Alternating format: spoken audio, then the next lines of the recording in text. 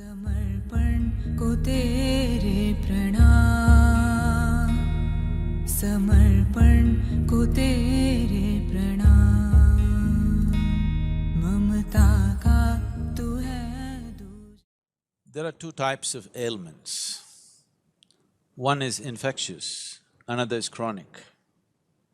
Infectious diseases are those which happen because of an external invasion.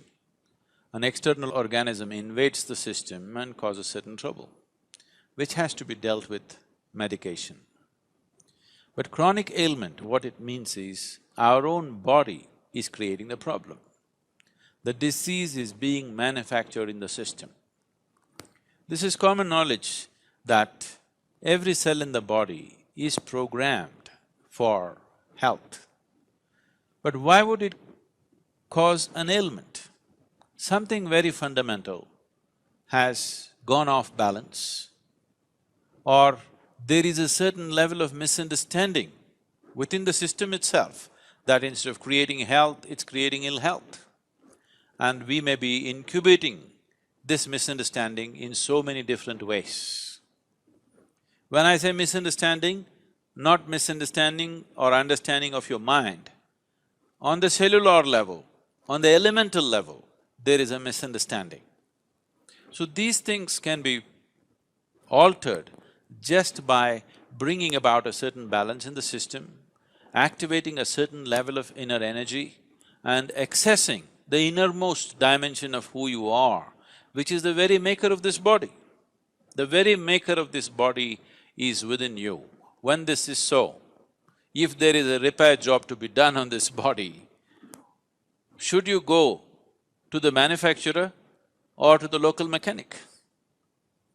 Because the problem is being generated from within, it is very important that an inner solution is found for this.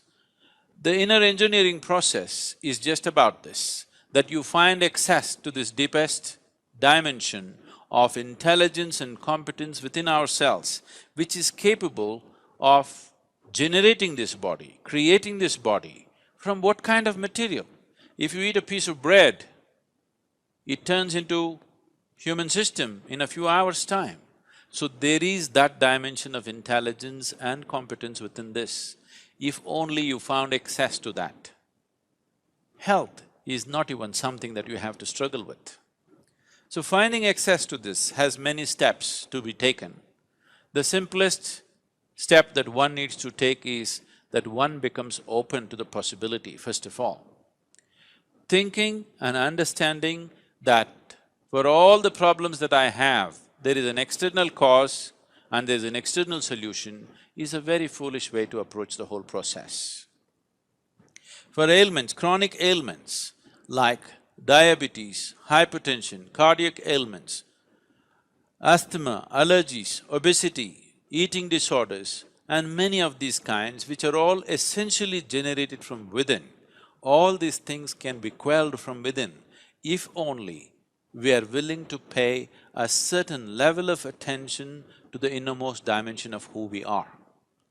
Inner engineering is a powerful process of approaching the inner core of who you are in a scientific manner, and this is definitely a way to create a healthful life. Right now in Kerala, people are claiming, and we don't know how much of it is true, but I know some of it is true. People have preserved ghee in the earth, they buried it in the earth and kept it for over 100 years. And it seems this ghee has tremendous healing Absolutely. Possibilities. That is called Shata. Shata means 100 years. Shata Varsha, Shata Samvatsaram Ghritam means the ghee is buried in a clay pot into the soil, 100 years.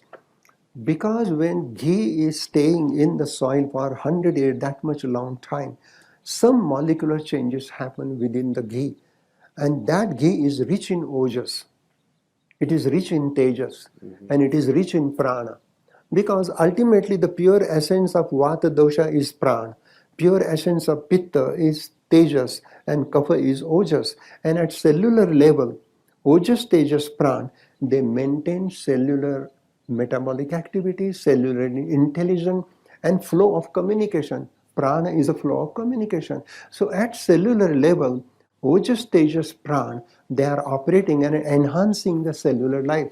So this 100 years old ghee, Purana Ghritam, is the best medicine for eczema, psoriasis.